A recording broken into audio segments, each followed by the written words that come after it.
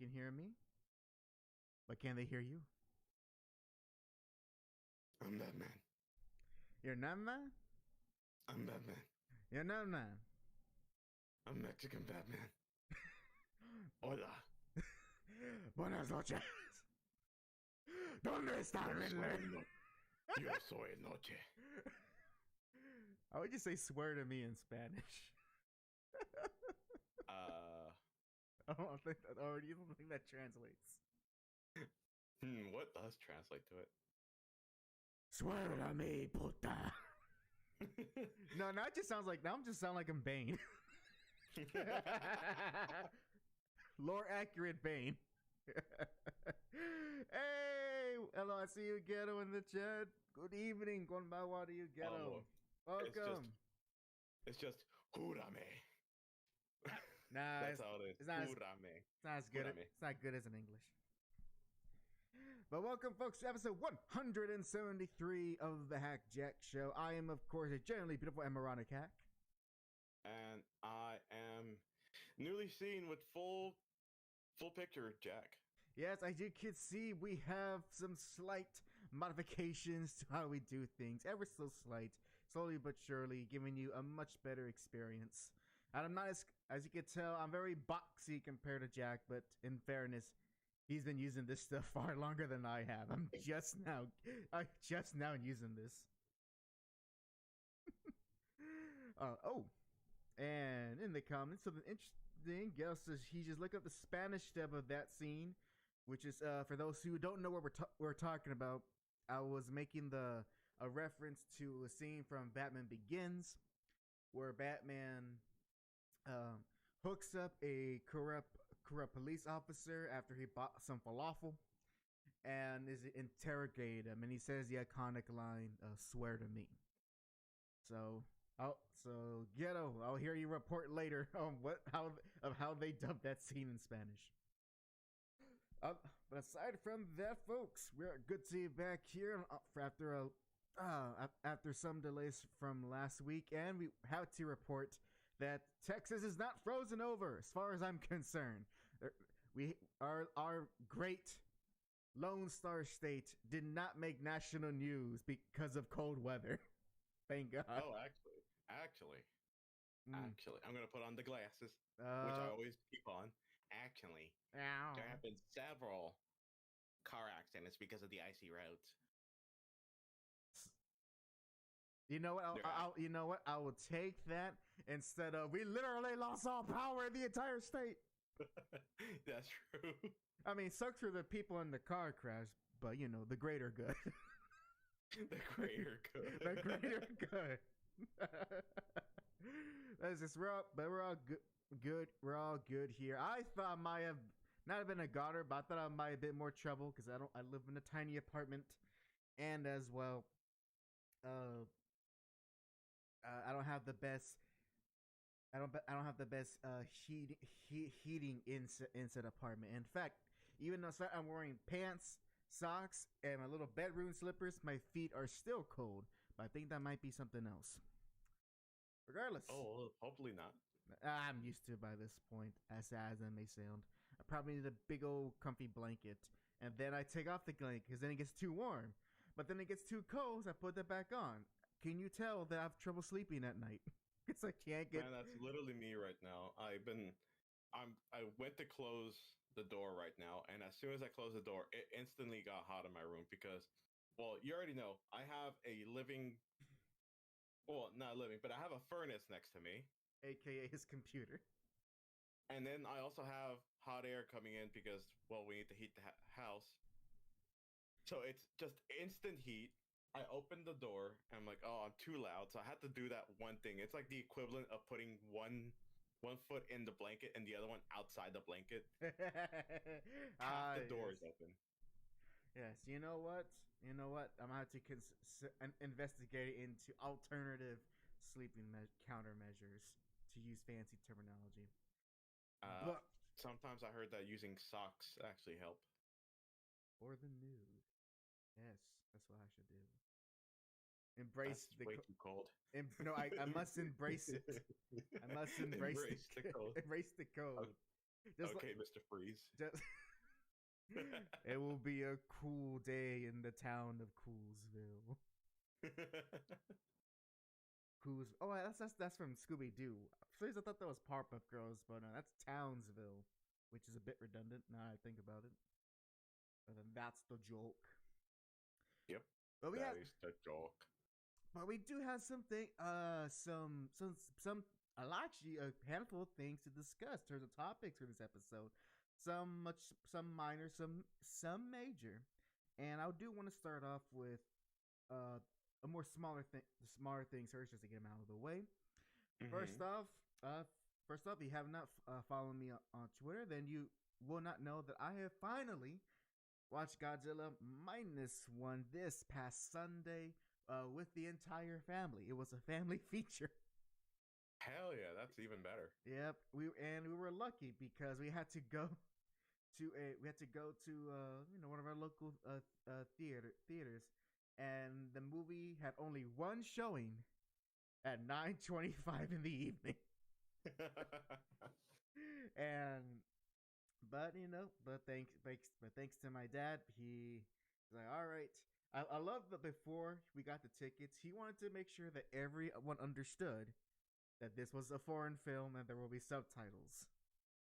Like I had to do that for my brother. In the family group chat, he literally said, "Is like, okay, the movie has subtitles. Is everyone okay with that?" I say yes. My brother says yes. My sister says yes. Guess who? Guess who ended up being surprised right as we're going to see the movie that it wasn't another language. Your mom. Yes. Now the cool thing is that she finally got to experience that we did, in that it was annoying for like a minute, but then she just got used to it. Enter that flow state. Yeah, pretty much. She entered that flow state. So, so I was good. She was able to enjoy the movie. On the other hand, though, my father, my dad, unfortunately, he fell asleep throughout most of the movie. Really? Oh, well, that is a father thing to do. Yep. I don't know, and I don't know what it is. Is that unless it's something, this is something that I both appreciate but also dislike about my dad.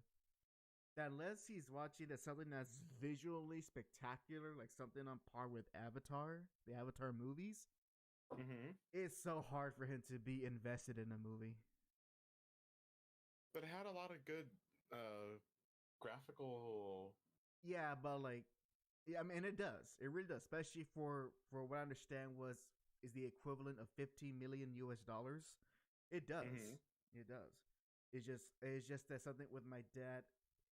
I don't know why, that unless there's some visual spectacles going on in the movie constantly, it's just very easy for him to fall asleep when they're trying to tell the narrative, when we're trying to tell a story, when characters are talking, we're trying to in between the big moments.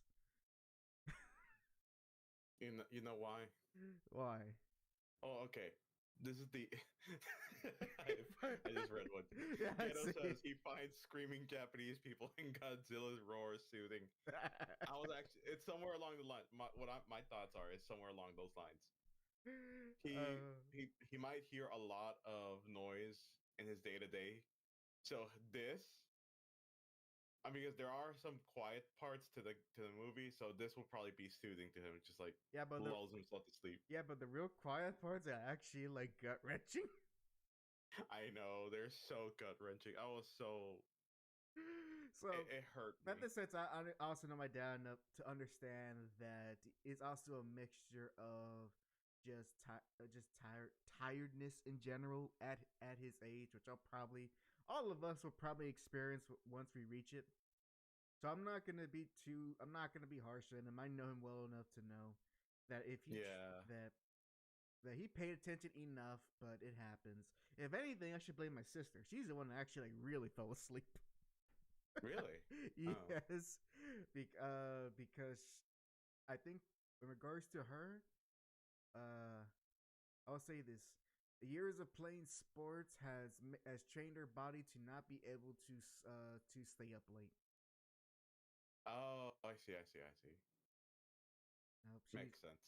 so, but hey, at least I was with next to my little brother, and we watched the movie, and and I am, and I said, as I said in another tweet, I am very glad that the movie lived up to the hype, and in many ways, I find actually be much more enjoyable than Shin Godzilla in retrospect.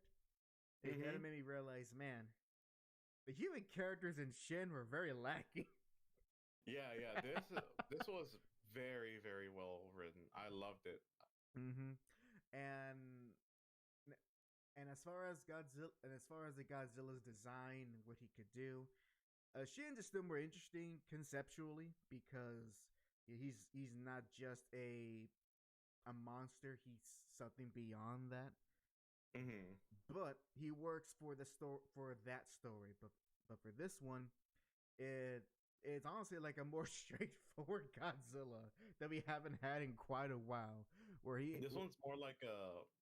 I mean, they're all forces of nature, but this one really, really emphasizes on that force of nature because, I mean, Godzilla was Godzilla before yeah, the. before the radiation. Yeah, so basically, it was literally just a force of nature that they had to overcome. Mm-hmm. And just not having too much emphasis on him being, ooh, wow, big kaiju, and actually giving people like that whole scene of just natural disasters. It add a lot of character and character development to these people. Mm-hmm. And as Geta was saying in the chat, he says the movie is a hard throwback to 1954, which in a lot of ways it is. I have seen the original 1954, uh, to sound to actually hear Gojira, not the band, Yoshina. but I've seen the original Gojira, and I do see a lot. I do see a lot of parallels between minus one in the original. The only thing I would say is that there's there's aside from maybe the setting, which again, Gojira, the original Gojira is in the 50s and not in the 40s, which is what minus one takes place. And actually, minus one actually emphasizes the war much more than the original, Hmm. since the original movie takes place approximately 9 years after World War II ended. The I would I think I would say that if there's any big differences in terms of the story um, between the original and this one, I would say that the original actually takes a lot more time to really much more time explore each of the human characters involved in the original than this one. But I think that's due to the fact that in the original there was more of a Godzilla was used as a more philosophical put this argument of the philosophical argument in regards to nuclear power, and so there's a lot more philosophical talk in the original. While this one, I actually do like how, because Godzilla is a lot more basic creature, he has a more I've heard other critics say this, and I actually agree that he's he's he's less some sort of metaphor and more like a visual representation of our main character struggle, Yeah. which I actually do quite like. So we have a so we have a so we as the viewer we have a more personal reason why we want to see this monster be destroyed rather than a rather any more for the greater good reason of why. Which I do actually like that. Which now I think about it, as far as I know, I could be wrong. A lot of Godzilla hardcore fans might correct me. There's not many Godzilla movies where where the monster is personally tied to a character in in a way that minus one is. Like the only one I could think of is you can maybe argue the 2014 Godzilla movie. Uh, maybe, but that's other than that. Usually, he's never used as a singular character's own struggle. usually focus on the group of characters against it. Oh, and speaking of Godzilla, did you see the trailer for the next Godzilla vs. Kong? Yes, or Godzilla Cross Kong. Cross. Yep. Yes, which you know what's also funny also too, those same critics I listen that praise a -1. Also they were very much understandably bashing that trailer. And in regards to like, see, we can have a serious movie about giant monsters, and me knowing that they don't have as much Godzilla experience that I have, and in the back of my head, all I could think of is all those goofy Godzilla movies in the '70s, with the jaguars and the flying kick. Honestly, just probably one movie, but the smog monster and Hedorah. Well, no, Hedorah's a smog monster. The seahorse one, King Caesar, the fairies, all that stuff. And it makes you remind, and it just makes you realize, no, Godzilla can also be fun and campy. In fact, that was kind of his appeal for a majority of the time. That's why after like the first 2 or 3 movies, he was then used to, you could say his image was softened both metaphorically and literally when as the 50s went into the 60s and so forth. A lot of the Godzilla movies was less focused on destruction of humanity and more like a more savior of the earth, which and so the way I see it, the new Godzilla Kong movie, sure, it probably will not be as well written as -1 is, but that's not his intention. His intention is, hey, let's have a fun movie with giant monsters. Now, that doesn't give an excuse to have an annoying human characters like Godzilla vs. Kong had. My God, I did not like those characters, and I am still kind of saddened that, like, hey, look at this beautiful woman that belongs in the corporation. I wonder if she's evil or going to betray our heroes. And what happened? Oh, look, she betrayed the heroes and then immediately dies. I'm looking at you, Ada Wong. Which is a shame because she was. They're always Asian, aren't they? Damn. Yep. never trust an Asian. Hollywood. Message from Hollywood. Never trust Asian women. Bro, correction. Never trust beautiful Asian women. They're always up to no good. Real life. I have a soundboard for at least mentioning one person that trusts Asians a little too much. Sorry, that was Leon. Oh man. But I'm looking at Gil's comments. He goes, yeah. Those people will not survive the Showa era, which is what the 60s and 70s movies that's what it's referring to. And he also says, I cringe when people claim the legendary movies are MCU-ified. I think they say that because in the last trailer you see Kong with a literal gauntlet and the axe, which is I understand the comparisons, but at the same time is like the world is big enough that we can have serious Godzilla movies and more just blockbuster entertaining ones. And I remember having this same conversation with my little brother when I just tell him, hey, look, both of them are equal. One is in many ways better than the other, but necessarily Godzilla has to be one thing. He doesn't have to be serious. It doesn't have to be something goofy and more lighthearted. Godzilla is such a unique story and character, kind of. He kind of is not a character, or kind of is. I don't know. Whatever literary term you want to use, that you could use it to tell any type of story you want. And if you look at the older movies, they in fact did. One movie, it will be about aliens. Another movie, it will be about the ancient past of Japan.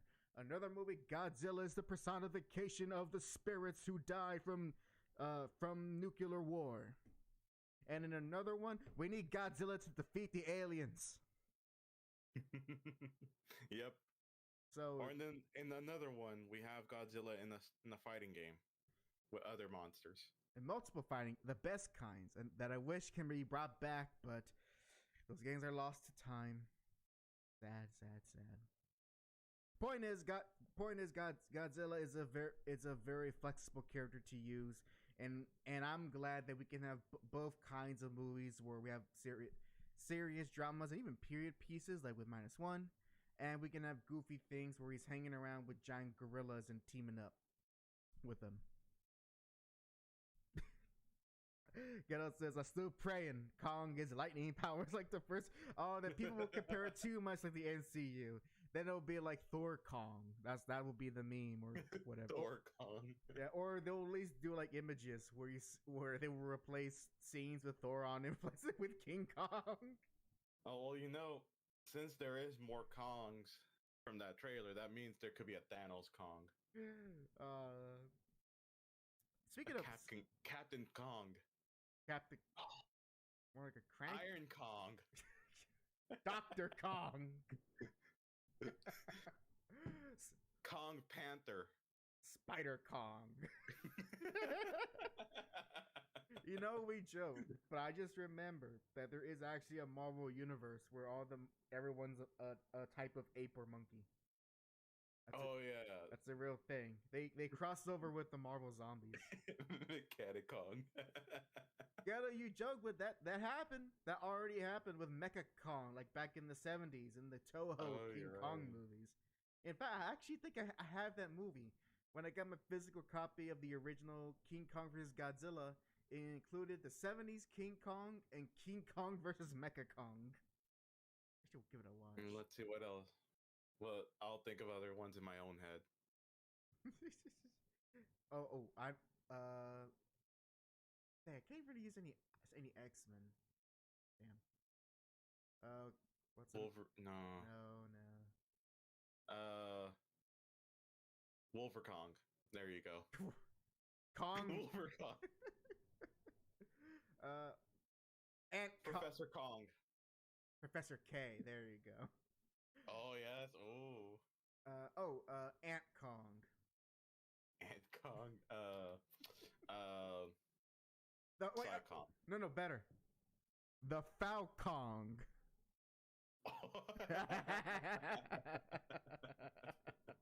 Perfect. Run it, print it. We're gonna make a Kongillion dollars. That's our AU. Our alternate universe. Everyone's a Kong, but we can't make money off of it because we're in legal battles with Nintendo. True. Anyways, but yeah, to end this part, love Godzilla minus one. I'm glad that I had the opportunity to watch it, especially so late when I thought the movie already went away from theaters. So I thank my little brother because he's the one that actually initiated it. And as siblings are, they just simply, when you're little, when I say you, I mean actually me, I couldn't really ask for something unless it was Christmas or birthday. But now at his age, he can just ask our folks, can we go to the movies? And he's like, yeah, sure, why not? I guess. So I'm not jealous, just saying a fact. No, yes, it's inevitable. I noticed that whenever I asked for something, it came. Sometimes. All right. Barely. So, all right. So, with the Godzilla out of the way, we have multiple topics here. Go ahead. I'll pass the ball based on basket Kong ball to Jack. And I know you shared a few topics you want to discuss. So go ahead. What do you want to start off with first? All right. First, so everyone knows that for anyone that has been following my Twitch channel or just the streams on YouTube as well, late nights, I have been playing more and more Gotham Knights. For some reason. Okay. The game is obviously heavily flawed. It's asking for people to do co-op because one mission I was doing, it was like a side mission. I'm not gonna lie, these side missions are actually fun to a certain extent, but my god, there's one point where you had to protect some kind of laser to save the scientists that are like dying via nitrogen gas or something because Mr. Freeze was messing around. You Okay. could tell that that spot was meant for co-op because I had like 6 to 8 waves of enemies. Like I would finish one wave, I'm like, okay, I'm done. Second wave comes in, I'm like, okay, that's a given. It's 7 waves. It's 2 waves, okay. No, here Beat the comes beat another one. the second wave. The third one comes in. The fourth one comes in. The fifth one, and it's like, okay, 3 waves finish. It's like, okay, I'm good. Oh, I need to start. I need to press this button to start it. Okay, let me press the button. Press the button. 3 more waves come in. I'm like, oh. And I was already in a bad spot because I didn't have any more health packs. But other than that, whenever I was playing the game, I did enjoy myself, even with the lack of gadgets and combat fidelity, because really the combat's just pressing X a bunch of times. If you tap it, it does a standard punch. If you hold it down, it does like a heavy attack. And of course, if you time them perfectly, you have your perfect attacks, which naturally will do more damage because you're timing your punches. I have been actually somewhat enjoying the game. I've been enjoying the small quips. As long as I am going through the story, I'm enjoying the game. I don't know if it's because I've been playing Nightwing and I just enjoy playing Nightwing in general. I have not tried out any of the other characters, but it seems fine. Sounds like you need to try out the other characters to get the full experience. Yeah, but I'm kind of scared that the characters will be based on their own levels and not the level of the I'm scared that it's not a global level, like saying level 5 for everyone. So if I Ah, switch over to a different character, I won't have that level. you're you're telling me that Batman's kids don't have XP share? and and I could see that the game has some interesting aspects because the cutscenes are cool. I like the cutscenes. I like some of the mini games of like the investigation, but it's not as in depth as it was like in the Arkham games. But at least it kept some semblance of the Arkham games. Well, we're going into topic now. After all that setup, is we're going to be talking about Suicide Squad kills the Justice League, And and oh boy, I'll let Jack take over because as I was telling you before we started, I made there was an attempt for me to cover just the spoiler stuff, not even gameplay, that was leaked weeks ago, and I couldn't handle it. So Jack, it's all yours. I'll chime in with with my color commentary, but it's all you, boo. As they say, it's all you. all right. Now, keep in mind with this whole thing, the leaks are no longer pretty much leaks unless if you really want to go into the whole story. I am not going to talk about the whole story. I'm going to only talk about the the gameplay, how it looks, and some of the choices for these characters. So the only big leak that I want to actually really quickly talk on, because it's actually shown in one of the trailers for this game. Apparently Poison Ivy's back. I don't know how. And they're a child now. Yeah, Again, don't know how. yeah. Reproduced by budding, I guess. I remember hearing about that too, and yeah, it's a weird. It's funny enough. It's not the first time she was turned into a child. The CW, the Batman show, did the same thing, but she wasn't turned into a child. Uh they just made her a younger character for whatever plot reason why. Yeah. Now, I'm not going to be talking too much leaks because mostly leaks are now no longer leaks. They're actually shown in a lot of trailers. We're going to watch one that's from IGN. not right now, but real quick before we talk about the IGN video. Now, keep in mind, I have a lot of things I want to say about the IGN video because there has been some backlash just because it's IGN, but it makes good points. So, but let me go into my opinion. I don't like the direction this game is going. Suicide Squad. For those that don't know, this game is going to be, it's not a maybe, it is a looter shooter. For those that don't know what a looter shooter is, you shoot things and you loot them. Meaning you get whatever items that they drop and you get stronger out of that. Just like Destiny 2 and Borderlands. Yeah, Destiny 2, Borderlands, Warframe. It will probably be more like the Borderlands kind of feel because of the whole quipping and like witty comments that they have towards each other and all that stuff. You're gonna be playing Harley, Deadshot, Killer Shark, or Captain Boomerang. He's okay. Now, what I don't like is the fact that everyone uses guns. That's just a small gripe. Well, that's the only one. Okay, I understand if Harley would use guns. I understand Deadshot because I mean it's Deadshot. He has guns. I don't understand why Captain Boomerang is going around with a gun.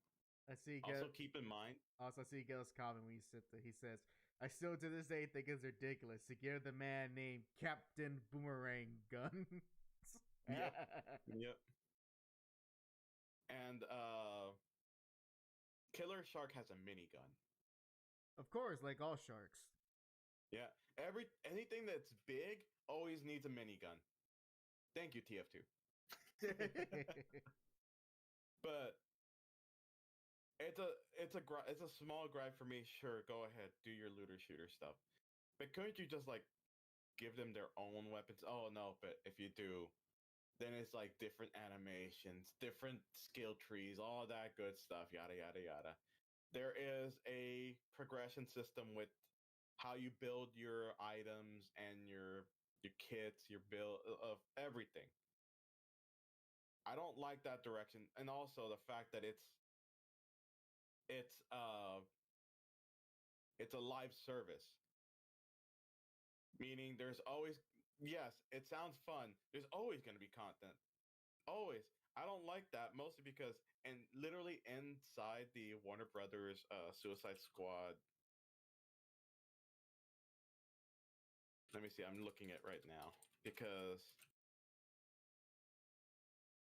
I will also want to add that the last time we had a superhero franchise try to do a live service game did not do well.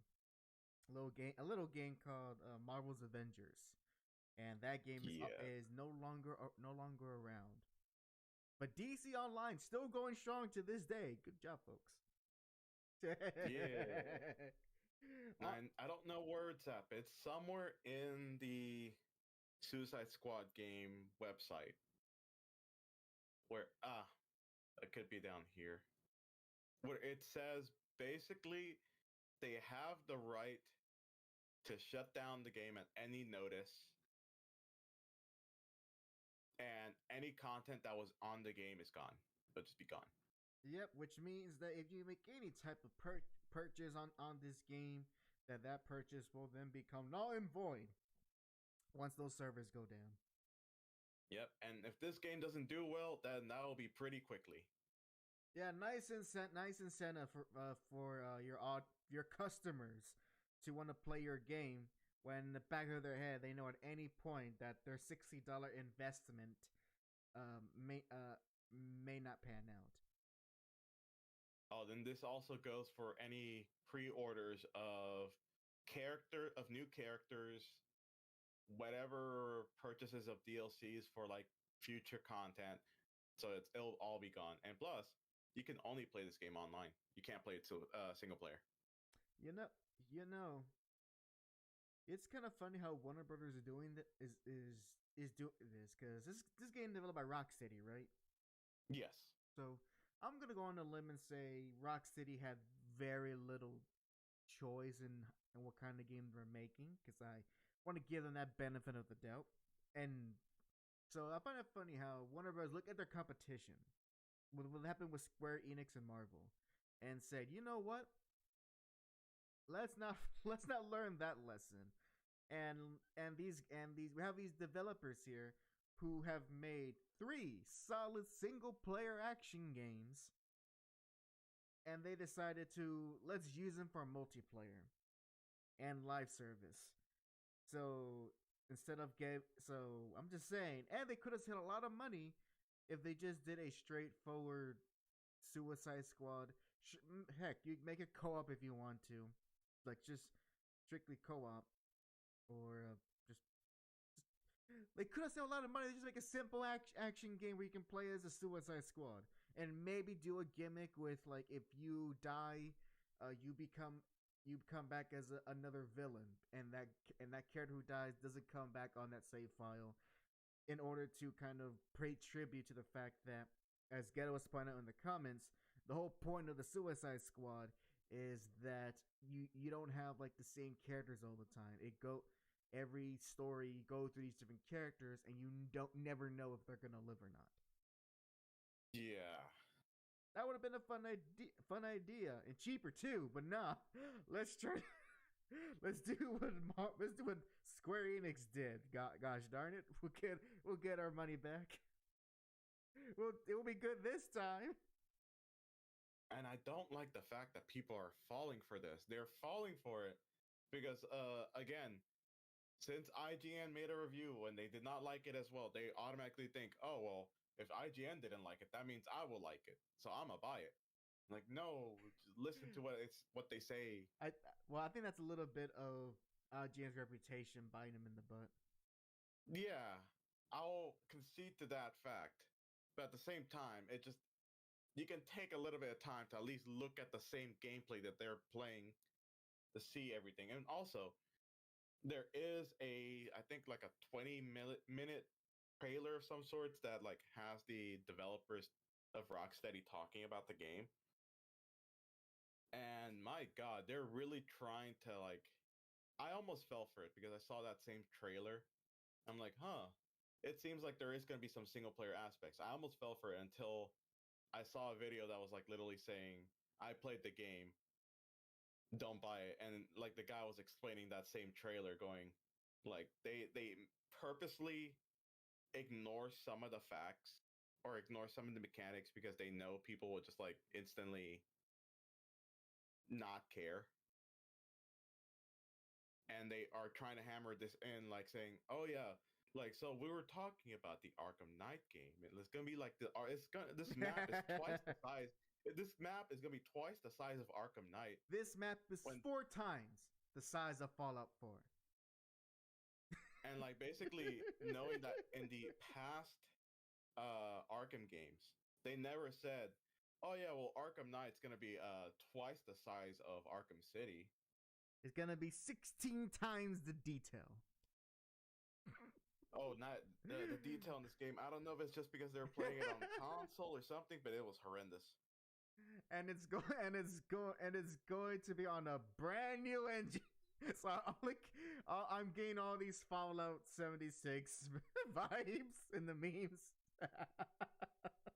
It's all I can think of right now.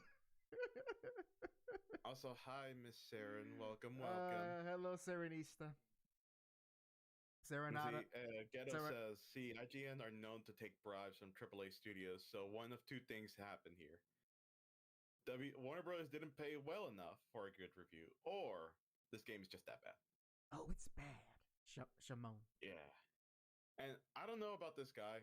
I don't know if he's like recent or not. Probably not. He doesn't like how the way his eyes are too close together. This reviewer, so far for the past 3 reviews I've seen, made very fair points on 3 reviews. The first one I saw was like some kind of horror game that was trying to pay an homage to Silent Hill, but flopped super hard. That shut down the development team. This game and then some other game, I forgot what it was. But yes.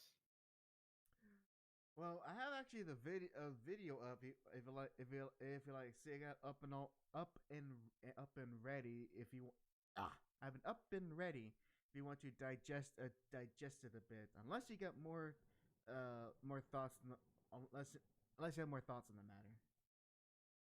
No. Let's go ahead and enough of the stalling. Let's go ahead and watch the video because it'll go into topics that we're gonna be talking about anyways. Ready then. All right, let me know when you're ready, and I will press the play button. All right, in 3, 2, 1, play. Harley, no! Worth it. The best part of Suicide Squad Pause. killed the. All right, pausing already. Ah, God. Did it? Hey, Jack, you want to just to remind you, just to remind you that the Suicide Squad originally wasn't even about villains. It was almost kind of like a war comic, focusing on soldiers sent on dangerous missions. So, Yeah. I wanted to gloss over it just to not pay attention to it, but yeah. It's literally right there. It opens with that. I mean, granted, whoever edited the video, bravo.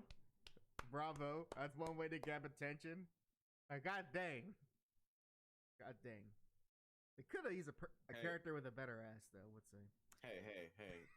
Nightwing's dead. By the way, the Nightwing is dead. All the Bat family's dead. Yeah, I've grown accustomed to that ever since Injustice.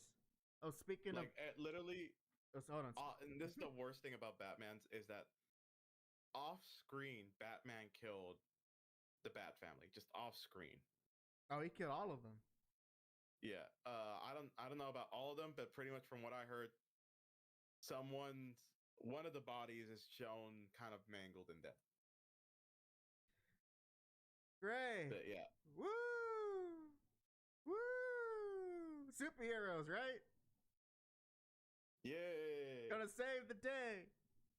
Also, I like the fact that it's always so weird when it comes to Brainiac. I don't know if it's just the whole thing about Brainiac or any type of mind control when it comes to the DC universe, I'm always like, oh, they'll be able to break free from this mind control because it happens so regularly that you're expecting it to break free. But no, in this one, for some weird reason, you can't break free from this mind control. It's just done and done. That's it. It's so powerful. And also doesn't make sense. If Brainiac is the villain, he's not gonna want to kill the heroes. He's gonna want to collect them because he's someone who wants information. Oh, and here's the thing. They never show it on this one, but like in other trailers, basically what ends up happening is Brainiac sends out these weird drone things. It kind of reminds me of this. It reminds me of the Necromorphs. There's a Necromorph in Dead Space that it kind of flies around and has a giant proboscis and it just like stabs you and you become infected. Or it stabs a dead body and becomes infected. This one is kind of like the same thing. What I'm about to say will only make sense to Ghetto in the chat. Hey, Ghetto, what if it turns out that this alien being that Brainiac's collected, imagine it turned out to be Parallax.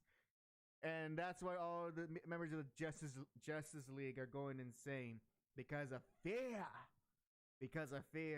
And oh no, Green Lantern, Hal Jordan's not there to help them because the power of yellow and all of that. So imagine if that's the case. That would be a laugh. That wouldn't be the case because he's also infected with it. Yeah, just like in the original story, it happened to Green Lantern.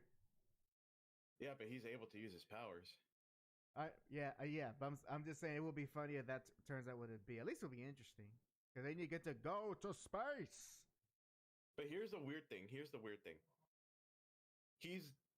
like how you said that Brainiac tries to collect things. Yeah. Literally, the whole this is one thing I don't like about this open world concept for this game is the fact that it's a war zone, but literally almost everyone is infected by this mind control. Because as soon as they grab a human, a regular human, they smack it with whatever this thing is, and now they turn into the soldiers that you pretty much have to go around the trash mobs that you have to fight. Question. And they Question. yes. Did, Yes. Did Brainiac bottle Metropolis? Is there any in the leaks that say that? I don't remember. No. No. That would have been the perfect setting then to keep it in Metropolis and how everything's self-contained.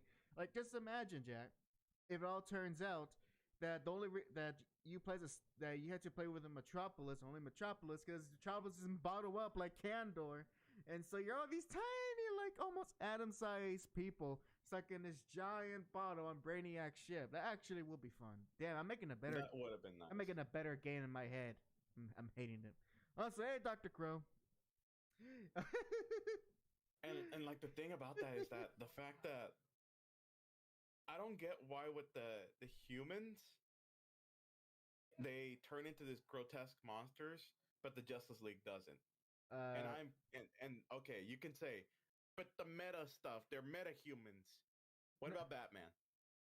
Nah, you see, the thing is, the art directors didn't want that.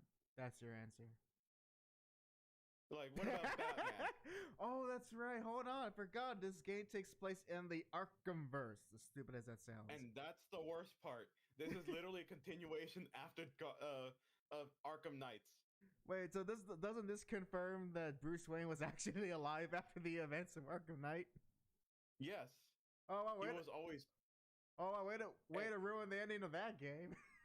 And also, from what I heard, you know how, and whenever Arkham Knight happened, people were like, "Well, what about Superman? Whatever happened to him?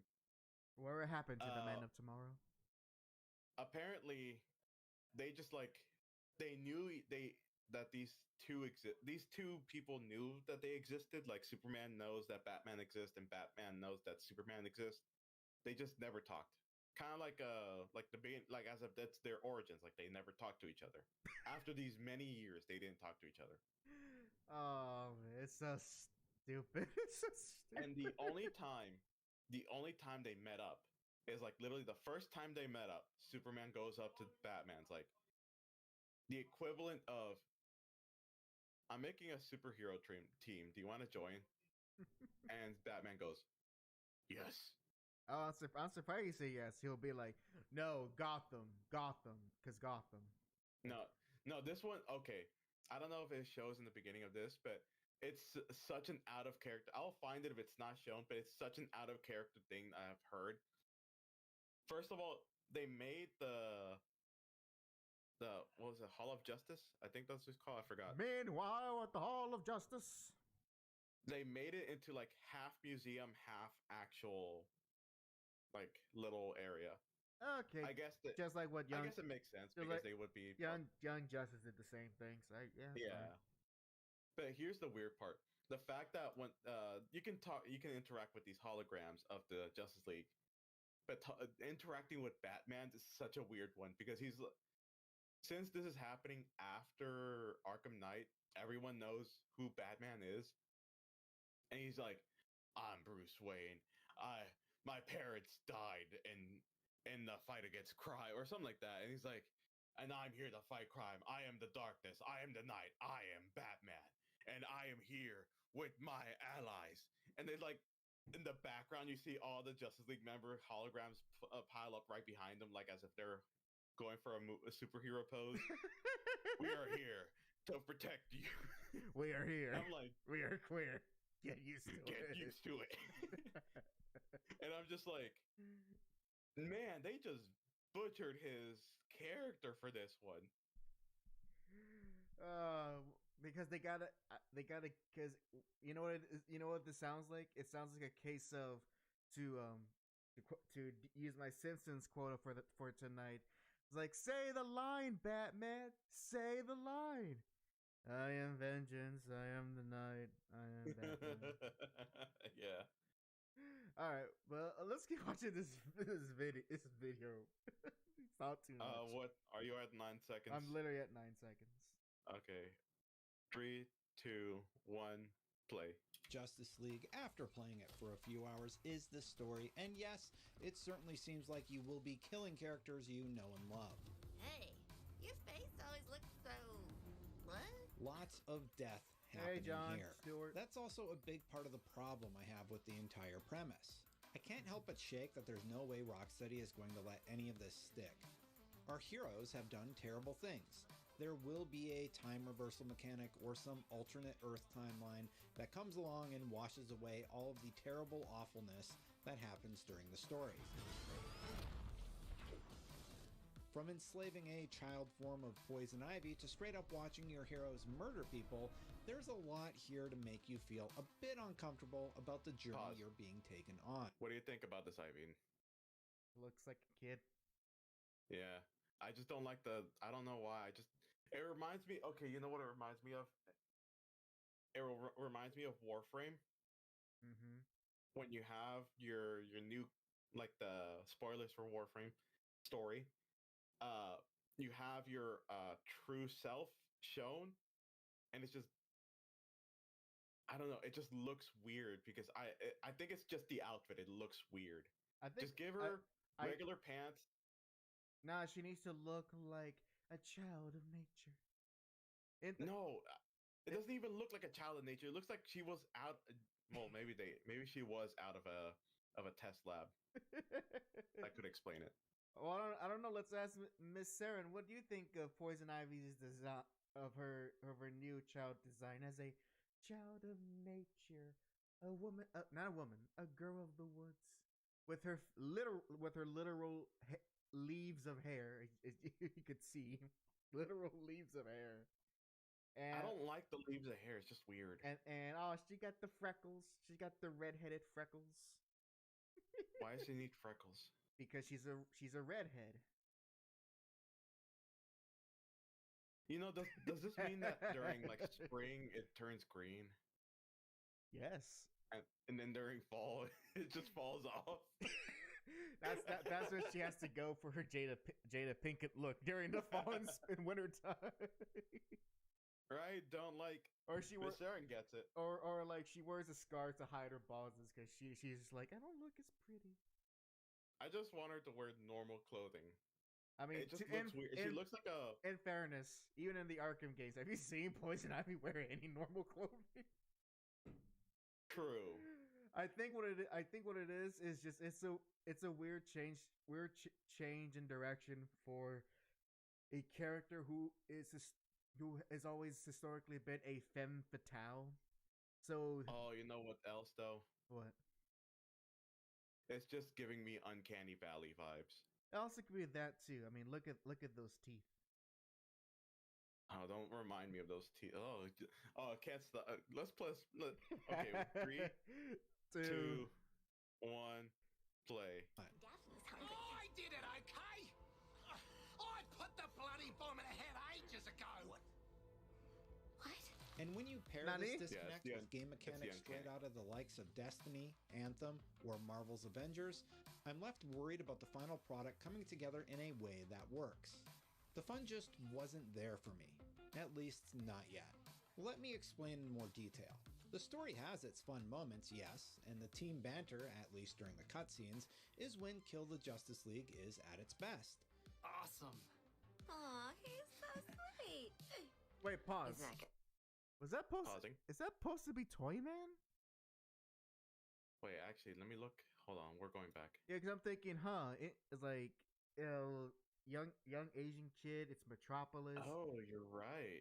That could be Toyman. I think that is. They are gonna bring in a bunch of people. I know for some reason Penguin is in Metropolis too. For some reason. Why is Penguin in Yeah. Metropolis? Okay, whatever. To fight the Justice League for justice for injustice. Oh, I'm gonna give it a good old call this out, Joseph. Hey, right goes. Yeah. I'm gonna put a hole in that Bruce Wayne motherfucker. Put it all to Wayne. Anyways, yeah, I'm guessing that's Toyman. I don't know. Although briefly I saw what was Amanda Waller and Yes. Can't she just be a big lady? No, not anymore. Would it be more progressive to actually make her how she's historically look like a big lady? True. And plus, honestly, that design makes her more imposing. So I'm just saying. It does. Not gonna lie. Whatever. All right, I'm at the 1 minute and 34 seconds. All right. In 3, 2, 1, play. Gonna make it. The cutscenes have clearly been given a lot of love. Meanwhile, the character models look great, the voice acting is on point, and there are a lot of moments where I genuinely laugh thinking this could be enough to carry me through the messy and tired open world missions. While they could reverse time to fix the morality issues at play, chances are that will be difficult given the planned expansions, story additions, and gear chases coming later in the form of free updates. That means we'll be stuck with the terrible things that transpire, and if the name sticks, stuck with a dead Justice League. At one point, the team puts a bomb in the head of Poison Ivy, who just happens to be a child. But hey, they punch Boomerang for putting a bomb in her head. So let's move on from that whole enslaving a child thing. Child slavery. I get it's Poison Ivy and this is kind of Waller's thing, but I'm using it to illustrate a point. All of these things in one package feels like an odd mix. Rocksteady had a winning formula with the Batman games and is trying to write a completely new book, but so far, lightning is not in this bottle. A live service game from Rocksteady is not what I had on my wish list this year. The team is single-handedly responsible for making some of the best combat I have ever experienced. The Predator sections... Yep. If the Arkham game is the best combat I've ever experienced, it needs to play more games. Just saying. Maybe I was thinking it more in the. I was thinking more in the context of just like Rocksteady combat. I suppose, but then again, my standards are different. And at the same time, sometimes wording is more important for you than, and some people kind of tend to forget to word or phrase things. Yeah, that's probably chalk it up as to either he's trying to hype up, like, yo, remember how good the Arkham combat was when you press X and then Y and then Y and then X again. I mean, that's really like most combat when it comes to these type of games. Yeah. Yeah, pretty. The 2010 video games. That was especially prevalent, especially with actually funny enough, a lot of Warner Brothers games, which included Mad Max and those Lord of the Rings games that were basically Arkham. Oh, I also love what Ghetto's saying right here because it just unlocked that memory again. He says, you could tell this game was developed before the Suicide Squad because they had race swap Deadshot and claimed the previous guy in the Arkham games was a fake. Stupid. Even though Batman, like, literally, how can Batman be like, looks at this white guy and goes, Deadshot. Of course. And then makes a mistake that it's not Deadshot. No, he beats him up and is like, oh wait, this is not Deadshot. He's white. Well, you see, Jack, the reason is, and there you go.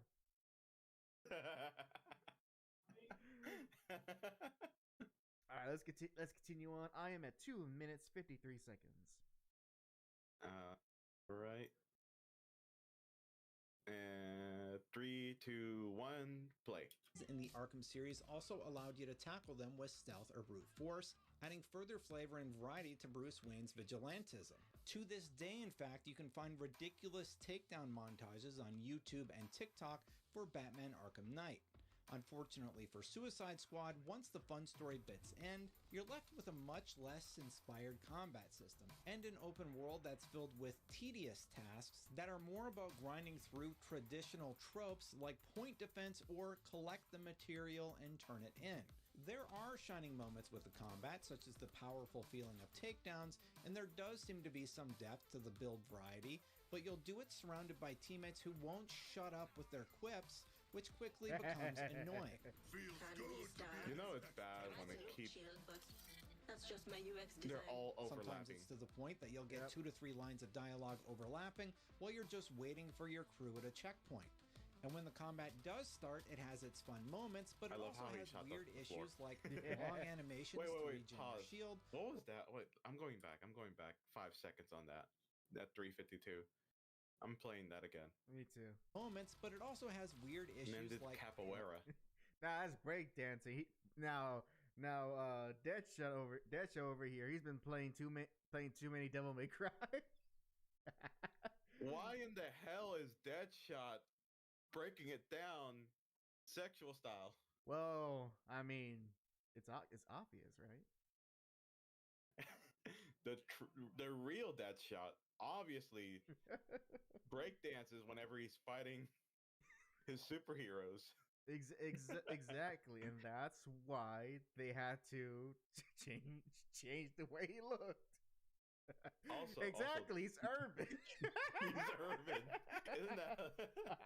Wait, would Deadshot's special passive be like he can shoot anywhere, and it just aimbots to an enemy because he never misses? Probably, I can imagine that will be the thing, or to make him feel special. It's like, hey, you can do this thing. You can shoot anywhere while styling and profiling.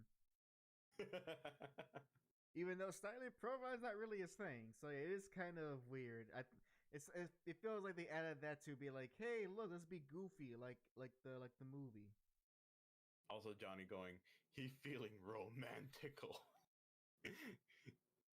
That's a video I don't want to see. Turn that camera off right now. Kiss me on my hot lips. I'm feeling romantical. God. All right, I'm at 3 minutes 56 seconds. All right, 3, 2, 1, play. Long animations to regen your shield, or you'll get knocked out of an animation for unclear reasons. I thought it was just me, but it also happens in this provided footage straight from WB. While we have this provided boss fight footage against the Flash to reference, I just want to mention that I found this fight incredibly annoying. There's no indication of where the Flash is most times, and he's the Scarlet Speedster, so he's just constantly zipping around the map. That didn't make the fight hard, it just made it frustrating. You get a handful of shots on him before he teleports to the next location, so you're just trying to chase him down or catch him standing in one spot long enough to get hits in before he does it all again. I do wish there was a bit of a pause. Okay.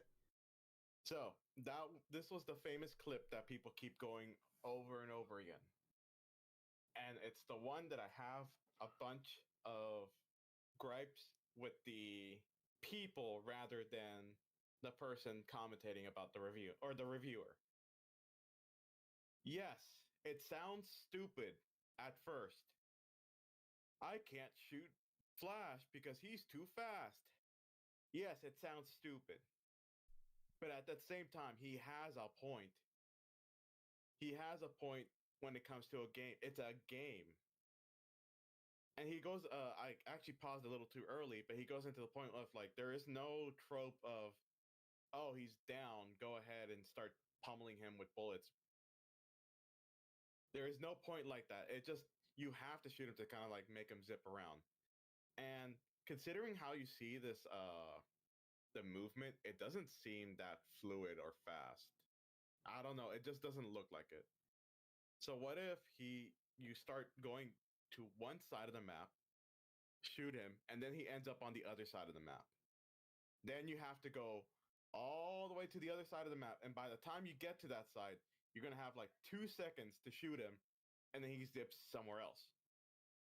You know what could solve this? What? Is what we do. All right. Shut up. This is what we do. We make everyone take pills. That makes you as strong as Superman, and then we go one-on-one with the Flash. And here's the funny thing. Captain Boomerang has some weird gauntlet with him that gives him pretty much pseudo Speed Force. Actually, it'd be kind of cool in this regard. Again, if they didn't try to make this a big old multiplayer experience, let's say you have to kill the Flash, but you can't do it on your own. And for his sake, let's be Captain Boomerang because Captain Boomerang is a Flash villain. Mhm. So then you could do a fun thing where either as Captain Boomerang you have to like do things like, okay, this is what kind of Boomerang would do to catch the Flash, and then once he traps him, everyone gangs up on Barry, X-Men style, with like 5 superheroes for one villain. Yeah. Or better yet, if you want to make it more like epic and whoa, bring in Reverse Flash, bring in Eobald, and have like he takes care of Flash while you try to prepare something to trap him, and then once you set up the trap, just nail him, do it 3 more times, bada bing, bada boom, you're done. Exactly. But people don't get that. They don't get the game design aspect of this where they're like, "Well, he's the Flash. Of course he's going to be fast." Like, "Okay. Well, how about this? Let me change the game for you then. You're the Suicide Squad. You finally got out of prison. Amanda Waller told you to go to the Hall of Justice. You're in there. As soon as you leave, you see Superman. He shoots you in the brain with laser beams and you're dead. There you go. Because he's Superman. He can do that. Yeah. I can play the same game as you want. If you want to play with but it's realistic. Okay, I can play the same game. You're all dead. Yeah, I don't think realistic is the right word. like it irks me when it comes to game design. It just irks me because people their instant thought is no thoughts. They just say, "Well, this is correct. This has to be correct." Or they have too much thoughts. And I ain't talking about thought bubbles. You know what I'm saying? And the thing is that you gotta make the game fun. Me chasing a speedster around is not fun because it's the equivalent of every enemy. Like anytime whenever someone plays against a teleporting enemy, they hate it. Why? Unless if there's a way to stop them, like a gimmick to stop them. If they don't have that gimmick, people hate fighting teleporting enemies. Why? Because they always go somewhere else as soon as you try to fight them. Now, all I'm thinking now is like, what if you fight the Flash, but it's designed like a Sonic boss? So I'm thinking like the end of Sonic Adventure 2 with Sonic and Shadow. As we play the Flash and Reverse Flash, they were just racing down this big old space satellite. And then instead of chaos control, they're just flat speed force lightning. I don't know. And like, here's the thing: what if? Okay, let's say the person doesn't have to like shoot the Flash while he's not charging up whatever he's charging up right now. You know, like that initial shot of him trying to shoot the Flash and he just zips away. Yep. Okay, then how is that going to be fun? Oh, we need to wait for him to stop moving. All right, everyone stay still. Let the computer AI just run through its script. I just goes and then stand still for a little bit. Then you shoot it, and then it does it over and over again. Is that fun? Do you think that's fun? Oh, Johnny says, anyone asking for realism in games that way, do me a favor. There's a tree somewhere in the world working to replace the oxygen you waste. Go find it and apologize to it. Oh, it's perfect. Perfect. Yeah. And even then, like, what if you do have to shoot the Flash to get him to that scripted area of like him going and charging up whatever he does? It just kind of makes it even more aggravating for me, to be honest, because now you can see that there's numbers being done, but it's barely anything. So it's like, it's not even like tension release whenever you finally shoot him when he's standing still. It's more like aggravated. What would be really cool if this was a single player game, and to defeat Flash, you have to use Captain Boomerang's special boomerangs. I would like this to be like one of those type of. It would kind of be hard, but like you can be able to control whichever squad member by the tap of like the D-pad, and then you can have their abilities and all that stuff. You'll of course be like looking at their point of view, Yeah, that would be nice. Or better yet, how about we don't kill the Justice? How about we get a game where we play as the Flash? How about we get a game where the Flash doesn't end up dying, so the Justice League can come back? How about we get a game in which we don't we can actually play as superpowered characters and not villain with gun. Oh, and what's the worst part is the Flash. It seems like he's initially still a good guy. You saw that little part in the beginning where he's fighting Green Lantern. Right. Apparently, he gets caught. Now you have to fight him. So it's basically going like if you played this game without looking at the trailers, you're like, oh well, the Flash is good still. That means we'll still have the Justice League. Imagine their faces when they see, oh, Flash ain't good anymore. Yeah. And the only way to defeat them or to break free of the mind control is to kill them. Yep. Yep, that's how it would be. That's how it would be. All right, let's continue on. All right, I'm at 437. There. All right, 3, 2, 1, play. But he's down, get a moment. But unfortunately, it seems like that trope wasn't used here. Now, WB also sent over some footage of an experienced Shark player wrecking shop, so I'll include some footage of their gameplay in this video preview to show what it looks like when someone has played for hundreds of hours versus a couple of hours at a preview event.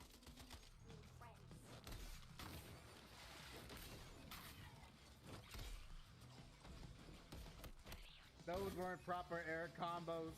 Fraud. Pause.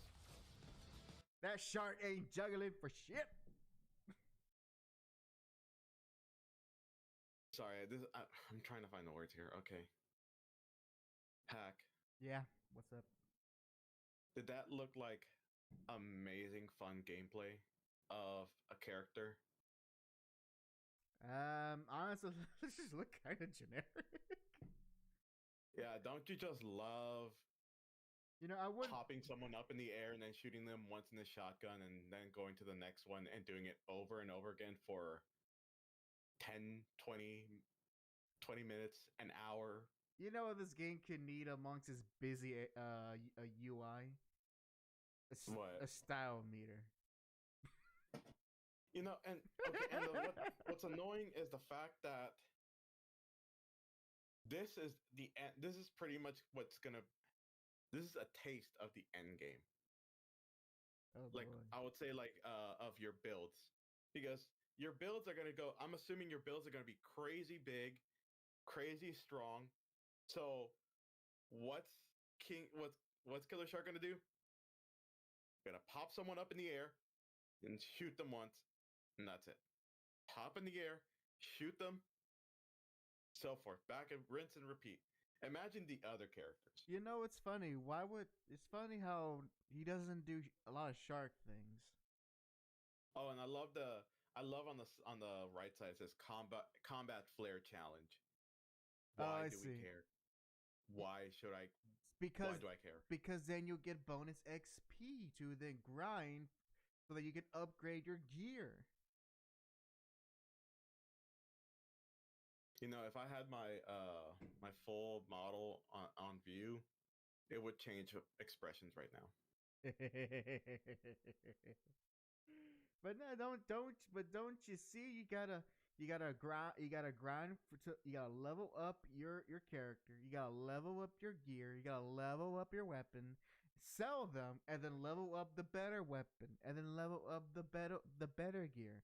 It's literally the best way to make a video game because there's no end, and it's super enjoyable, and everyone loves these type of games. Ain't that right, Johnny? Yeah, I'm right. Yeah. Also, Ghetto, I know we discussed this before, and it still makes me laugh. He says it's a bad end DC property, and the sentient reset button is known as the Flash is right there. They'll run it back at some point. I know, but literally, it's like the equivalent of, well, the universe that you spent a lot of time watching and seeing these characters grow. Yeah, fuck that universe. We're gonna watch this universe now. Oh, now you know how DC fans felt back in 2011 with the New 52. And the fact that the fact that Ghetto shows the best picture to really hammer this point in is Goblin Slayer's priestess going, "You get used to it," with the most jaded look. The most jaded look, and I'm like, I have nothing to say about that. Yep, that's being a comic book fan, all right. You just get used to it.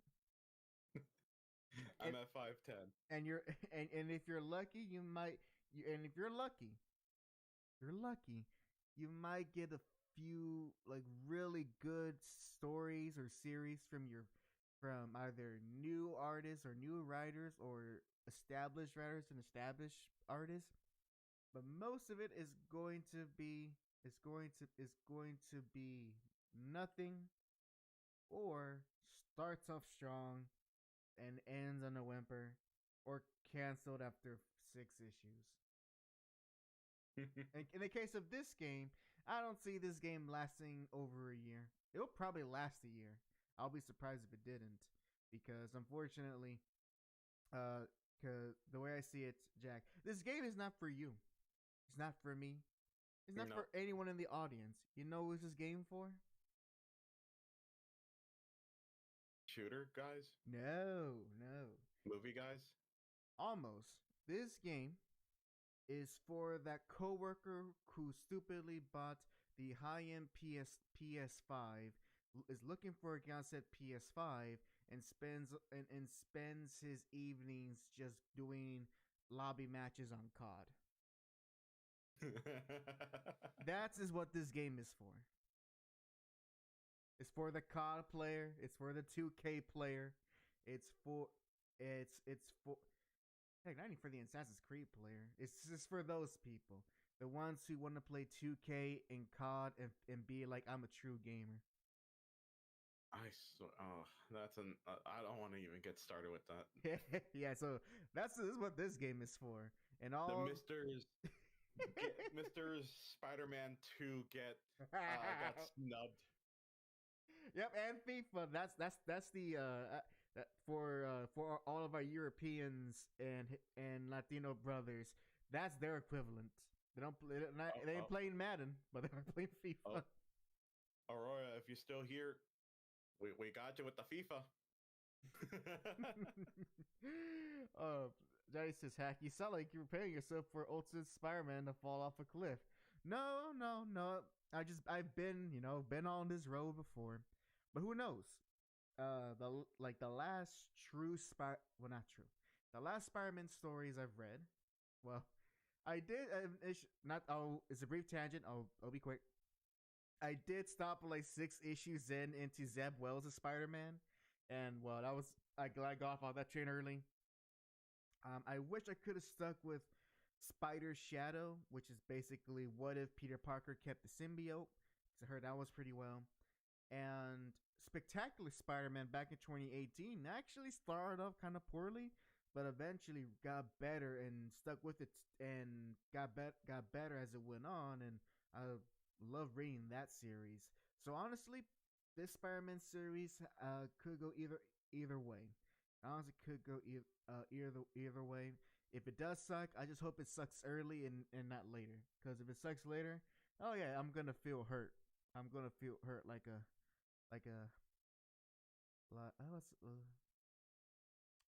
bad Tinder date. Except I paid $2,000 for it. Man, I remember my bad Tinder dates. You paid $2,000 for it? No, but I had a weird conversation with one. if I know which one it is, yeah, that was a weird conversation. Oh, that one too. I kind of suppressed that one. I was talking about one where it was like, we went on a date. I asked if we were gonna have another, and she's like, no. I'm like, okay, that's fine. And at least she's honest. Literally a year or two later, I get a random Discord message because we did have each other on Discord from her, and she's like, I'm sorry I ghosted you. Can I pay?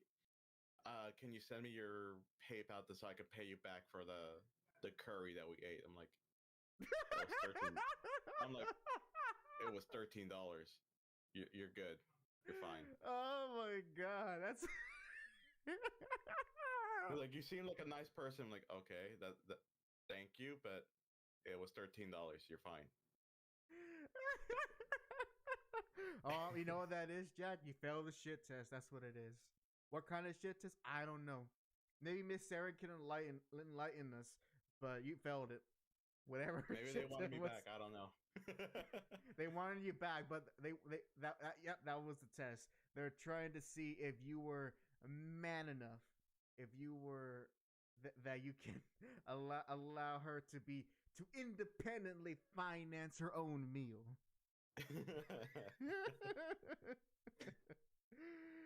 Okay, let's continue on. 5 minutes. 5 minutes 12 seconds. All right. 3, 2, 1, play. In the open world, however, missions tend to favor many of the tired and true types, which makes them feel a bit like uninspired filler. Like, stop me if you've heard this one before, you defend a point from waves of enemies that spawn. Sound familiar? Yay. Now imagine every time you defeat a handful of these enemies, you just stand around waiting with nothing to do. This was exactly what happened during one of the core story missions, and the padding feels completely unnecessary.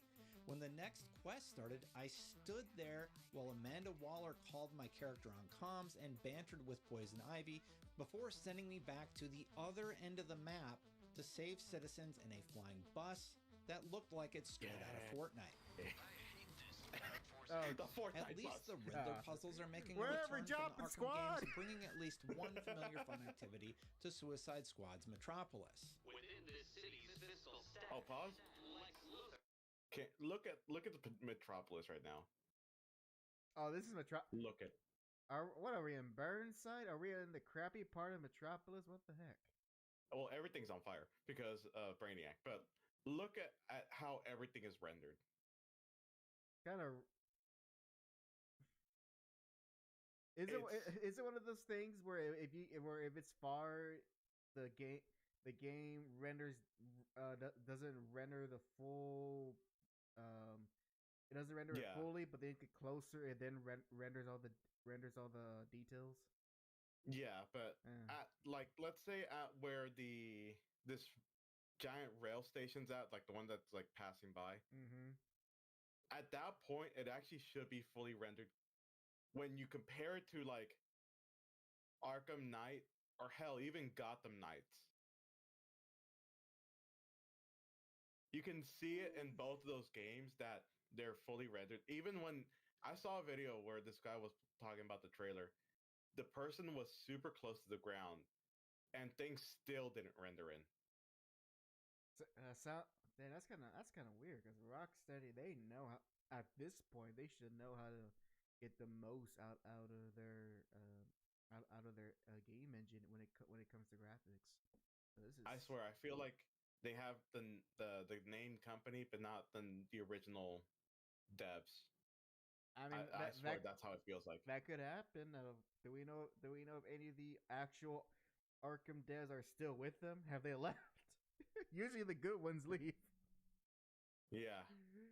Yeah. Also, do you see how empty everything is? Well, yeah, because obviously because you the game's got to run. You don't want all those NPCs going around. What do you think this is, Grand Theft Auto? You think we have that type of money?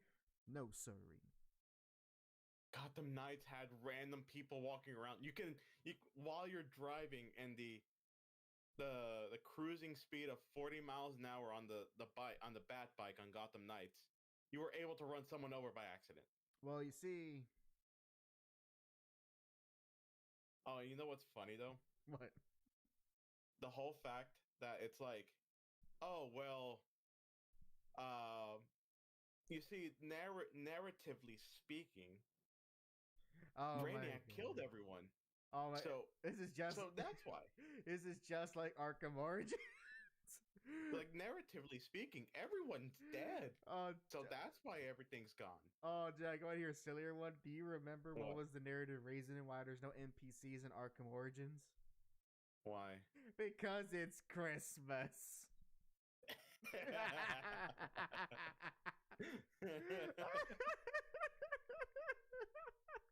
That's why there's no one walking Everyone's around at Gotham. home. It's because it's Christmas.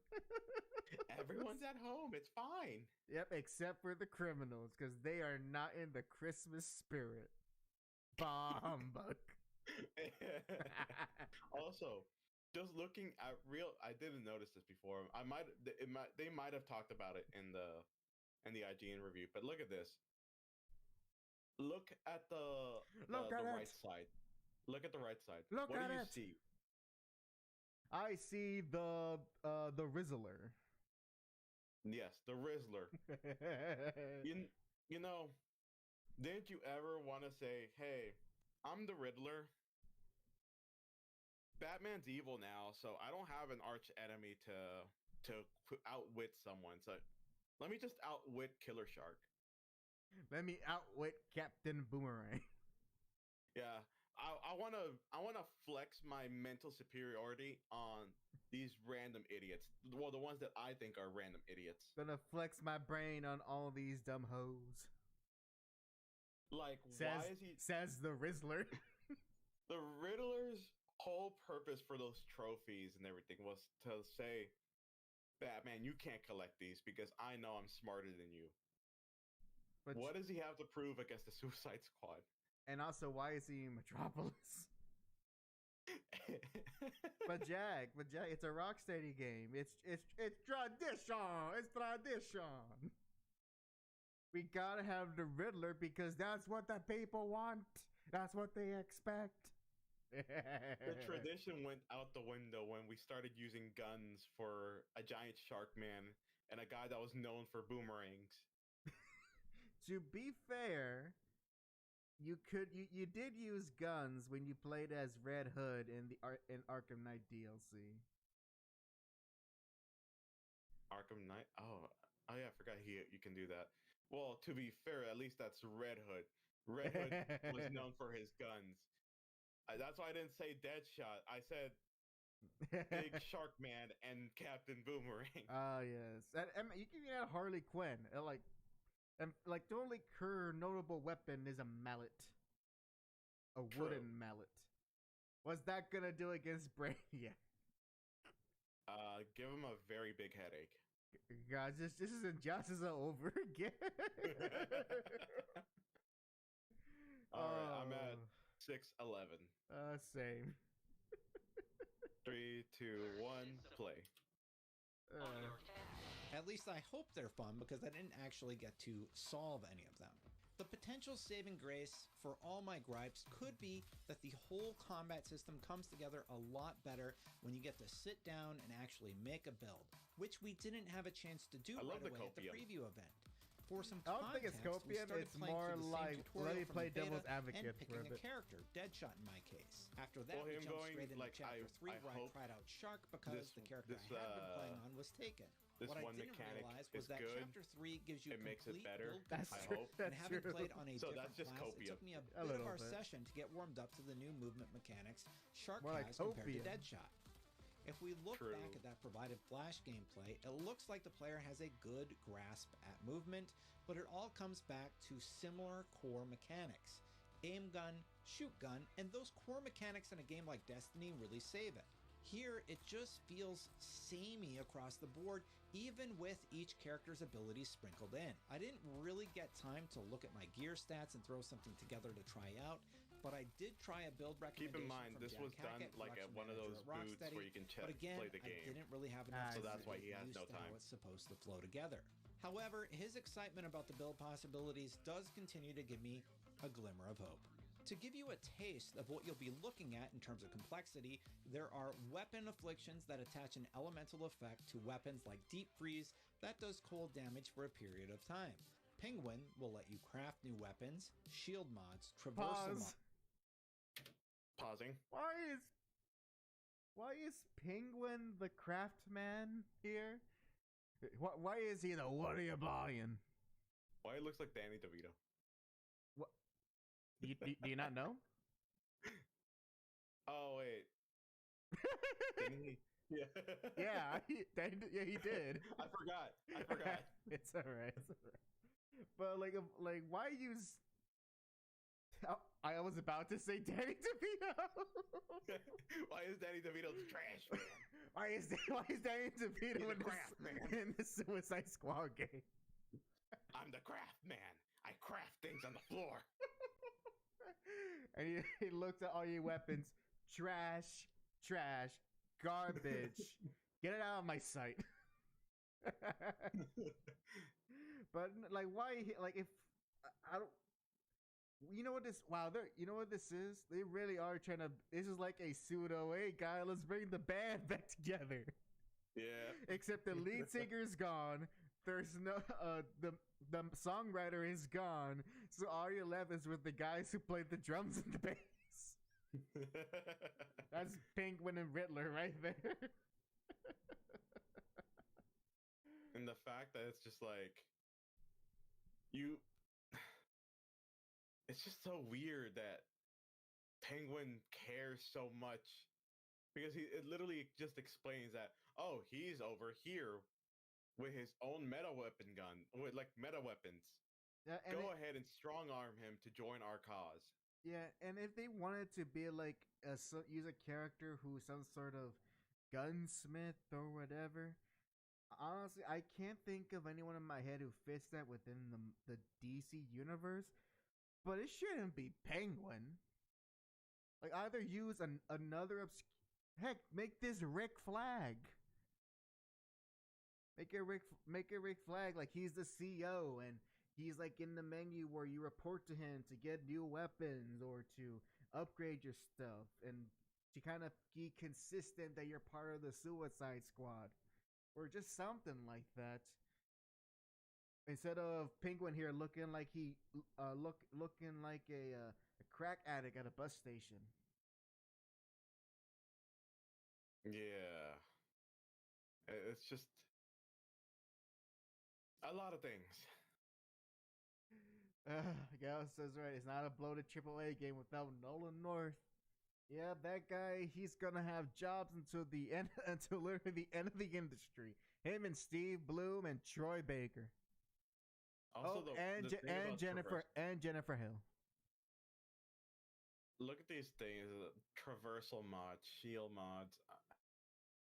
I'm kind of worried about the traversal mod because, like, this will give you plus 5% on speed, or this will give you 10 ability reduction, so you can be able to do whatever you cooldowns. If you press this mod, King Shark's Leap decreases cooldown by 1 second.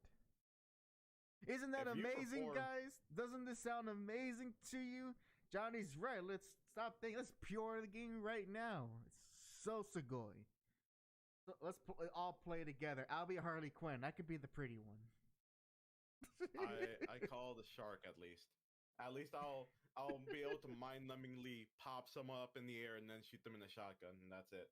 And now, I don't even have to think anymore. And now we'll be on the side wearing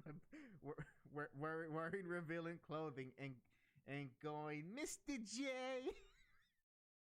Like here's the thing. I miss Mr. J. Like here's the thing. Okay, so Shark's traversal thing is his jumping, like the super powered jumps he has. Captain Boomerang has that gauntlet that gives him the speed force. Yeah, that makes sense. Deadshot has the jetpack. Harley has sex appeal. No, she has the back claw and the back glider, but she doesn't use the back glider. She uses the back glider as like a thing to hook the claw on to swing. Just like Mr. J wanted. Because at first when I saw this, I didn't know that they had like the glider, that she's propping herself up with the glider. I thought that it was just the equivalent of like the old Spider-Man games where it's just the hand of God holding onto your grappling. I'll have your web, Peter. So I thought it was just Harley shooting up in the air and God going, I have it for you. You are blessed, my child, with the gift of swinging. Also, Johnny's asking me to stop doing the Harley voice. All right, I'll stop. I'm at 750. We're almost done. We're almost near the finish line. All right, I'm ready. 3, 2, 1, play. Mods or grenades. And there are some interesting guns here, like Bugs a Poppin' that will not do damage to a Terminaut, but will slow down every enemy within 10 meters. That's what they're called. And there was this one slot machine grenade that was also pretty fun.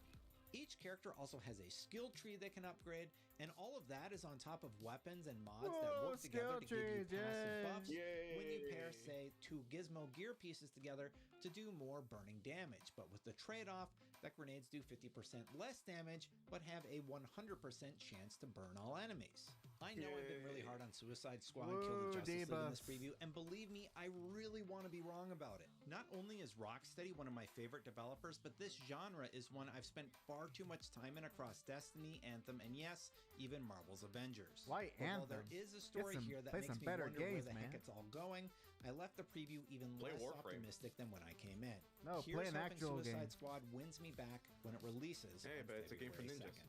Are you excited for about ninjas. Suicide Squad? It's free for Let me ninjas. know why in the Now- comments below. Now, you say ninjas. Do you mean ninjas or do you mean ninjas?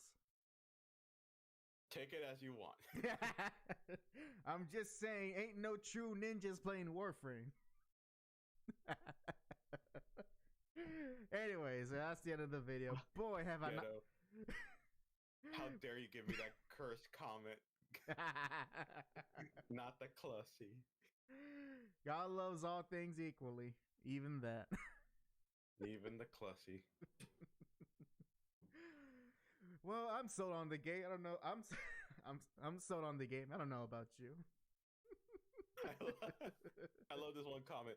Gotta love the +4 damage to blue grunts enemies on a Sunday afternoon after your co-op partner had lunch loot system. I love it too. Oh man, what a disaster of a game that it is going to be. Hide that away. Oh, wait. I want to miss it. Oh, The big freaking what now? I miss something. Don't worry. Don't worry. The clussy. Yeah, don't worry about it, Miss Aaron. The less you know, the better. Oh, you know what's funny? What if the person that was playing the game purposely missed those shots for Deadshot just so he can be like, see, Deadshot can miss. Oh man. Well, any case, that is Suicide Squad. Muertes Ligo de Justicia. I don't know. I don't know how you translate that. But yep, it is a game that will come out, and then when it does, Jack, please don't try it. Just leave it alone. Leave the game alone. I'm just gonna watch the cutscenes because that's the only thing that looks nice. You know what? Yes, do that. When the game comes out, go to those YouTube channels that upload all Suicide Squad cutscenes, 4K, 60 frames per second. Yep. Those Yep. channels. Yep. Because like, here's the thing. I actually do enjoy Gotham Knights for what it is now because I'm learning how to traverse the areas. It's funny enough, there were some people that were like telling me to not use certain things, but it's actually faster to use certain things. So like, the glider is not so fast, but if you glide and rappel, it's quicker. Oh, So it does seem a little bit easier. You have your fast travel points, thank God, because my God, that map is a little bit too big for me. And adding those fast travel points makes it easier. also, Miss Saren, you are a grown up. You're a grown up. So learn some Portuguese slang and use it against Johnny. That will make him angrier, but at the very least, he knows that you care. That means he likes you. It's like a puppy biting someone. It's like, oh, that means he likes you. That's the puppy says. Get on sale. Wait for it to go on sale because this will definitely be a game that will be less than 30 bones in about 2 years. I'm not gonna wait for a sale. I'm not even gonna I'm not gonna buy it.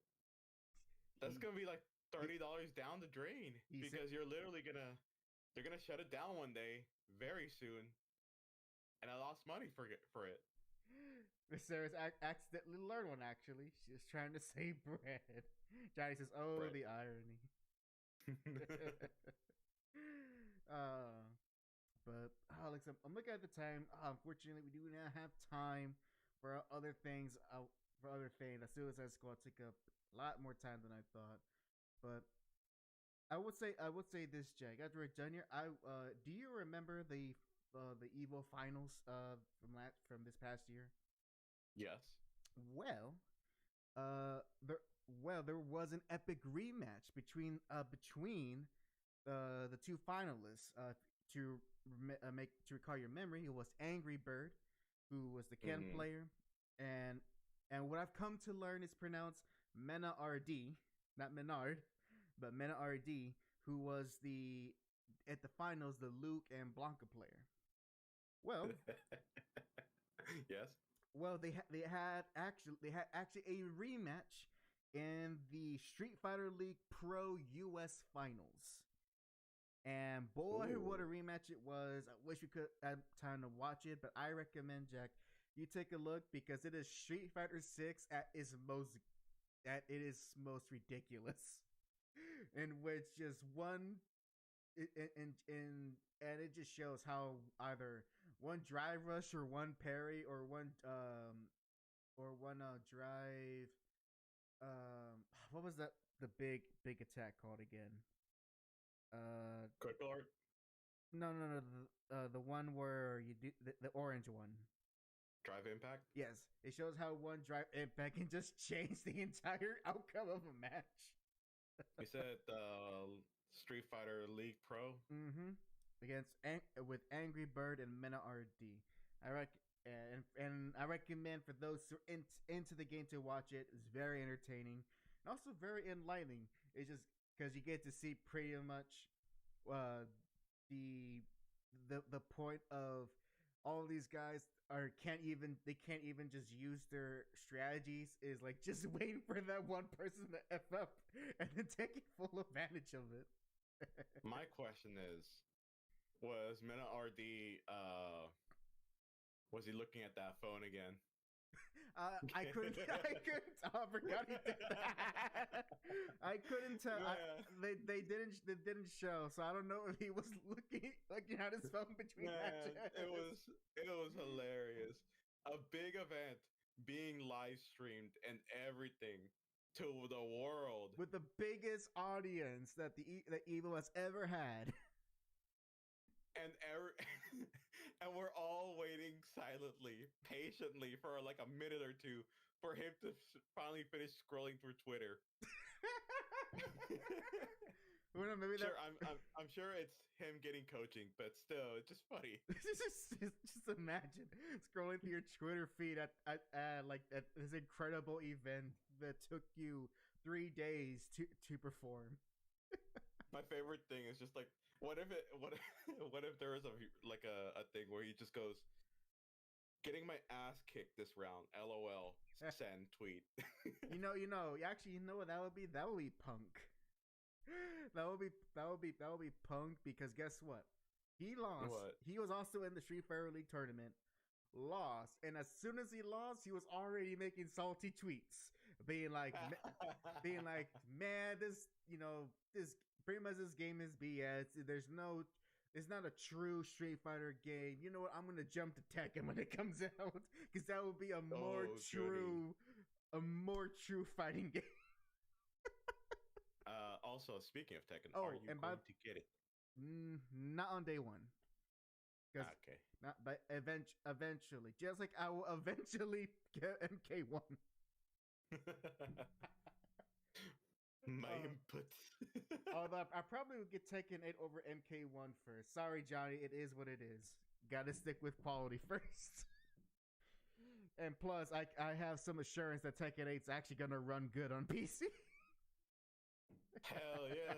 Oh, there is a demo, by the way, Well, I on mean, the PC. I'll wait for it to release. I mean, we did play it on Evo, so. I didn't. No, you did. Remember? No, I didn't.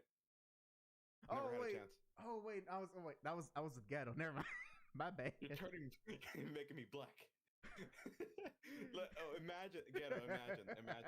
Ghetto. Imagine every bonding moment you had with him. It's now being slowly, like you're seeing your face slowly fade away to just me. The problem is you guys look so alike because you're both dark skinned and you both wear glasses. That's why.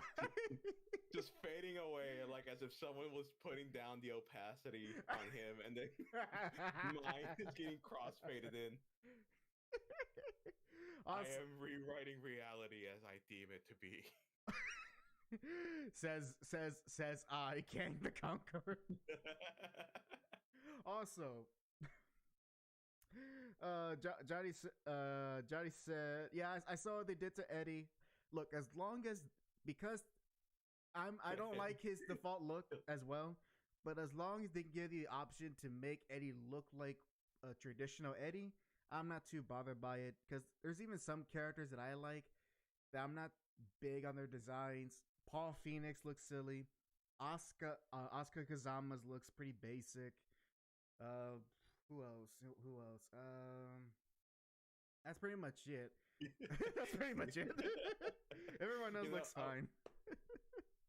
I wonder if they do that on purpose because they know people hate it and they're like, "Oh, you hate it? Well, no. Here's the default $10." Well, no, because they didn't do that for Tekken 7. Because so no, and Tekken, especially after Tekken 6, they really tried to put a lot into customizing the characters. I think maybe Tekken Tag 2 and Tekken 7, they had cosmetics down the line you can buy, but it was never like, oh, you can, here is Jin's Tekken 3 costume or anything like that. It's sometimes be like, here's a promo shirt for a promotion Bandai Namco's doing, or here's a suit to make every character look like Harada, just stuff like that.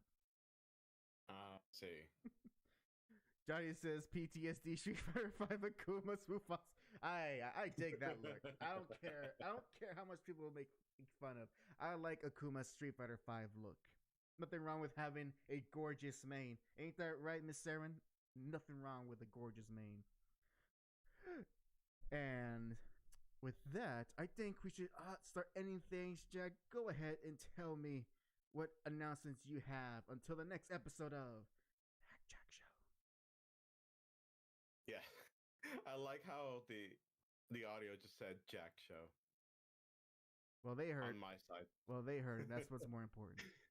Just the Jack Show. It's just Jack. Now, for tomorrow, I will be doing my streams as usual. I did explain it during my stream yesterday, but the schedule is changing for how I'm doing my stream. Tuesdays are going to be my... Oh, actually, should we just announce it here right now before we forget? Oh yes. Oh yeah. So, ladies and gentlemen, so after previously announcing our new schedule, having a show on 2 days, we're happy to announce we're changing it again. It's all because of life stuff. So in order to accommodate actually Jack's very busy schedule, the HAC Jack Show will now be going live on Mondays, 6 p.m. Central Standard Time. Number Wednesdays, number Tuesdays, we are coming back. We're going to be starting the show on Mondays from here on then. Yes. Yeah, that was it. And on Tuesdays, that is when I'm going to be able to stream again on around, I think I said 6 p.m. Central Standard Time. Wednesdays is the most egregious one when it comes to like afternoon streams because now it's just went from afternoon to evening stream.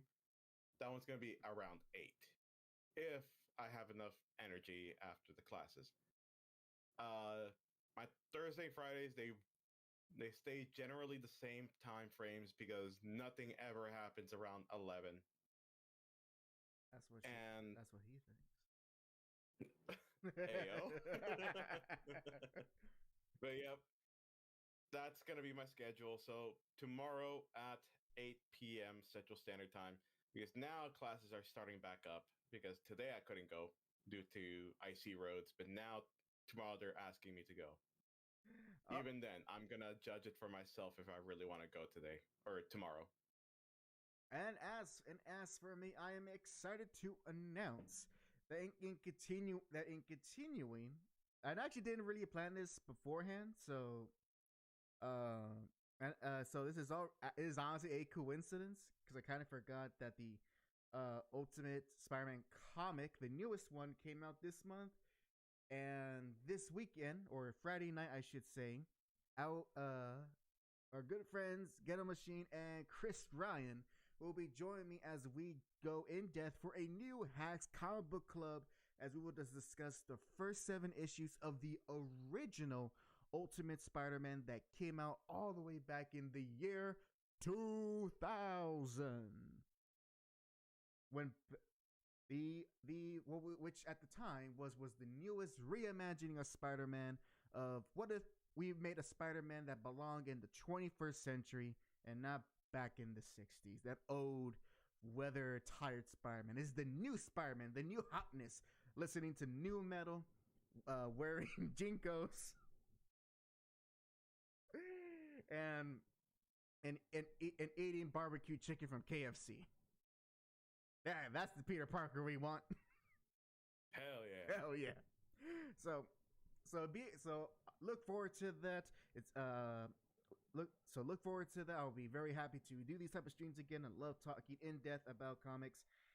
And of course, the Saint Seiya video still in development. I am working hard behind the scenes to get that video done as soon as possible. Already, as I said on Twitter, but I didn't formally announce it here, all the pre-work is done, so now it's time to actually write the proper script, and then from there on, then drafts, and then editing, and then recording, all of that fun stuff. So we had a first major step into getting the Saint Seiya video done, and as well, I appreciate also the views and support that my recent comic book review that I did was very impromptu. I didn't plan it, but I'm glad that you folks watched it and gave it some support. I very much appreciate it, and I do hope that the new Ultimate Spider-Man series provides me some content for you guys on the channel. But that's all I have to announce for today, and God willing, if nothing gets in the way, we will see you guys not next Wednesday, not next Tuesday, but next Monday. So with all that said, thank you very much for watching episode 173 of the HAC Show. You everyone have a good day, good evening, and this is HAC and Jack. Signing out. Peace, everyone.